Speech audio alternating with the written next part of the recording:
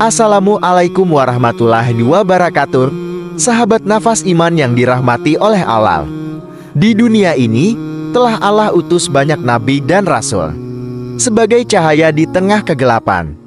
Sebagai penyampai kebenaran di antara manusia-manusia yang sering tersesat arah. Salah satu di antara mereka adalah nabi yang kisahnya tertulis panjang dalam Al-Quran.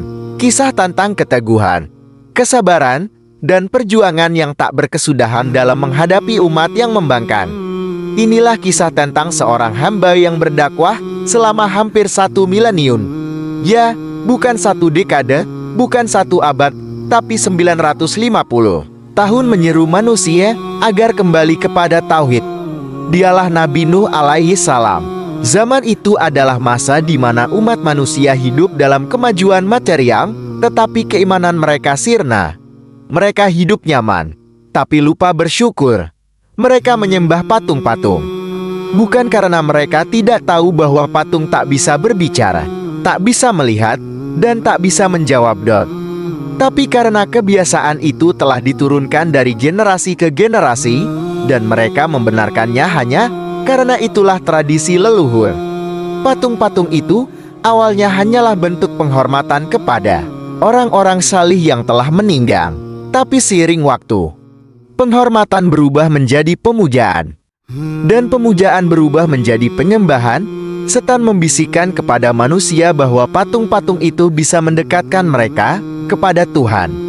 Maka mereka pun sujud, memohon, dan bergantung kepada batu yang mereka ukir sendiri. Allah pun mengutus Nuh dari kalangan mereka sendiri, seorang yang dikenal jujur dan amanah, untuk mengingatkan, untuk menyeru, wahai kaumku, sembahlah Allah. Kalian tidak punya Tuhan selain Dia. Apakah kalian tidak bertakwa? Namun mereka berkata, kami tidak melihatmu sebagai apapun selain manusia biasa seperti kami. Kami juga tidak melihat orang-orang yang mengikuti engkau kecuali orang-orang rendahan. Kami tidak melihat kelebihanmu atas kami sedikit pun, bahkan kami kira engkau hanya pendusta. Waktu pun berjalan, Nabi Nuh tidak menyerah. Setiap hari, pagi dan malam, siang dan sore, ia berjalan dari rumah ke rumah, berbicara kepada satu orang demi satu orang. Ia tidak mengenal lelah, hatinya penuh cinta. Dia ingin umatnya selamat, bukan dari bencana dunia, tapi dari azab akhirat yang jauh lebih mengerikan. Namun semakin lama ia berdakwah, semakin keras penolakan mereka. Jangan dengarkan Nuh. Dia hanya ingin berkuasa atas kalian. Dia membuat agama baru yang asin. Agama nenek moyang kita lebih benar. Bahkan, setiap kali Nabi Nuh mendatangi mereka, mereka menutup telinga dengan jari-jari mereka, menyelimuti kepala mereka dengan pakaian, agar tidak melihat dan tidak mendengar. Betapa pedihnya hati Nabi Nuh. Tapi ia tetap memohon kepada Allah, ya Tuhanku, sesungguhnya aku telah menyeru mereka siang dan malam, tetapi seruanku hanya membuat mereka lari menjauh. Setiap kali aku menyeru mereka agar engkau ampuni mereka, mereka menutup telinga dan tetap dalam kesombongan yang melampaui batas. Waktu pun berlalu. 100 tahun, 200 tahun, 300 tahun. Tak ada perubahan. Nuh tetap bersabar hingga mencapai 950 tahun lamanya. Namun yang beriman hanya sedikit. Dalam beberapa riwayat, hanya sekitar 80 orang. Pada akhirnya, Nabi Nuh bersujud dan mengangkat tangannya ke langit, mengucapkan doa yang penuh luka, namun juga penuh kepasrahan. Ya Tuhanku, jangan biarkan seorang pun dari orang-orang kafir itu tinggal di muka bumi ini. Sesungguhnya jika engkau biarkan, mereka akan menyesatkan hamba-hambamu dan melahirkan hanya orang-orang yang durhaka dan kafir.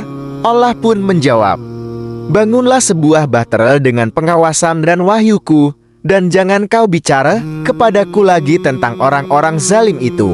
Mereka pasti ditenggelamkan. Bintang bayangkan, seorang nabi membangun kapal besar di tengah padang pasir, di tempat tak ada laut, tak ada sungai, tak ada danau, dan dia membangunnya selama bertahun-tahun. Setiap pukulan palu, setiap potongan kayu dilakukan dengan penuh kesabaran. Kaumnya terus mengejek, "Wahai Nuh, apakah kau jadi tukang kayu sekarang? Mana airnya? Apakah kapalnya akan berlayar di pasir?" Namun Nuh tidak membalas, karena ia tahu bahwa air itu akan datang, dan bukan air biasa, melainkan air yang menenggelamkan seluruh dunia. Bintang dan tibalah waktu yang dijanjikan. Bumi bergetar, langit berubah hitam. Hujan turun bukan hanya dari langit, tapi juga dari perut bumi yang memuntahkan air dari segala penjuru. Allah berfirman, "Bukakan semua pintu langit dengan air yang tercurah, dan pancarkan dari bumi mata air yang tak berhenti." Langit dan bumi seakan bersatu. Air menutupi bukit, lalu menelan gunung-gunung. Allah memerintahkan, "Naiklah ke kapal, hai Nuh, bersama pengikutmu dan sepasang dari tiap jenis hewan yang telah aku perintahkan." Kapal itu pun bergerak di tengah gelombang raksasa. Dan saat itulah Nuh melihat putranya, Kan'an, yang masih berada di luar kapal. Dengan suara gemetar dan penuh harap, ia berkata, "Wahai anakku, naiklah bersama kami dan jangan kau jadi orang-orang kafir." Tapi sang anak menjawab, "Aku akan berlindung ke gunung yang akan melindungiku dari air ini." Nuh menjawab, "Tak ada yang bisa selamat hari ini, kecuali yang dirahmati Allah." Dan gelombang pun datang dan memisahkan mereka. Anak kandungnya sendiri tenggelam dalam banjir bersama orang-orang yang mendustakan. Bintang setelah bumi dibersihkan, dan tidak ada lagi manusia kecuali yang di dalam bahtera. Allah berfirman, "Wahai bumi, telanlah airmu. Wahai langit, berhentilah." Dan kapal itu pun berlabuh di atas gunung Judi, sebuah tempat yang kini dipercaya berada di wilayah Turki modern. Nabi Nuh dan para pengikutnya turun, memulai kehidupan baru. Kehidupan yang dibangun atas iman, bukan kedustaan. Sahabat nafas iman yang dirahmati Allah, apa yang bisa kita pelajari dari kisah ini? Bahwa iman tidak diwarisi, bahkan anak Nabi pun bisa ingkar. Bahwa kesabaran adalah senjata para Nabi. Nuh tidak marah meski dihina ratusan tahun. Bahwa janji Allah itu pasti kemenangan selalu untuk orang-orang yang sabar dan ikhlas. Dan yang terpenting, jangan pernah menunda taubat, karena ketika azab datang, semuanya sudah terlambat. Semoga kisah ini menyentuh hati kita, memperkuat iman kita, dan mengingatkan kita agar selalu kembali kepada alam sebelum terlambat.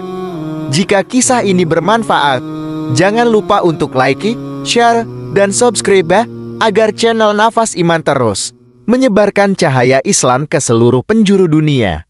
Wassalamualaikum warahmatullahi wabarakatuh.